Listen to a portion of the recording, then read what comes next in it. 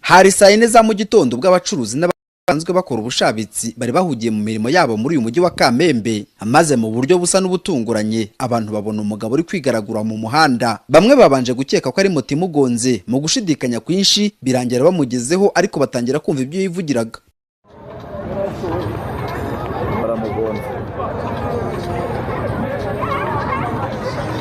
Mu rusaku rwinshi uyu wigaraguraga mu muhanda yavuzaga induru avuga ko yibye umuntu ngo none ari kumva ari kuribwa umubiri wose.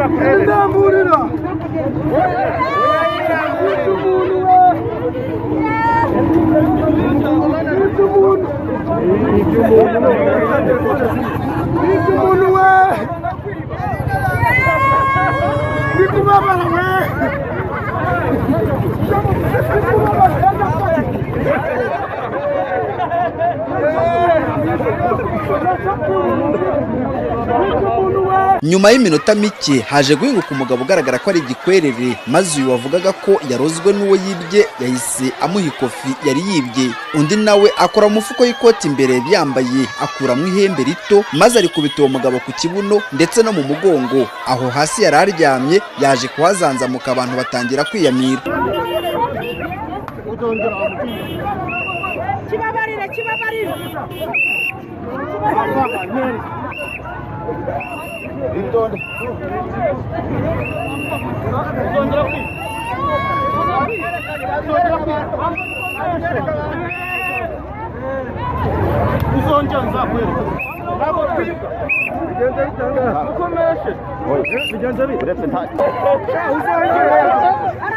Uyu wavugaga ko ari umuvuzi gakondo yabwiye itangazamakuru ko yitwa Dr Kigoma kandi ngo avuka aho bita mu Gisaka. Uyu rero ari nawe wari wibwiye iyo kofi, yavuze ko yamenye ko yibwe ubwo yaragiye kugura imbuto mu isoko rya Kamembe, maze nk'uko asanzwe agaruza iby'abandi byibwe nawe yahise akora ku ihembe rye. Uwamwibye atangira kuvuza induru ngo nuko yahise agenda asatira nk'uko abandi bose bari bashungereye, maze ngo nyuma y'uko yari amusubije ikofi ye yahise amugirira impuhwe aramuvura. Isoko ngiye gushaka imbuto zo kurya, ngezeyo maze kuramuza imbuto ngo nishure nkoze mu mufuka ndayabura, maze kuyabura nikabakavye ndayabura. Ubwo rero bitewe nuko ndi umuganga ndi umuvuzi gakondo, mujya ninge Kigoma mujya mwumva ufata ibisambo ku mateleviziyo hose cyangwa ufatanya abagore basambana. Ko umugore asambana ari umugore wawe unsaba umuti nkaguha yajya gusambana agafutana n'uwo bari gusambana. Ubwo rero nanjye navuga ati reka ndebe yuko naga amafaranga yahera, harimo ibihumbi 12 by'amanyarwanda, harimo n'ibihumbi 30 by'amakongomani. Ubwo rero nibwo nakoresha umuti mbona igisambo mbona kiri gutakira iyo ngiyo kiri kuboroga. Ubwo rero kimpi byanjye ubu ikofi yanjye ndayifite ngiyi uko yayitwaye ku mufuka byose birimo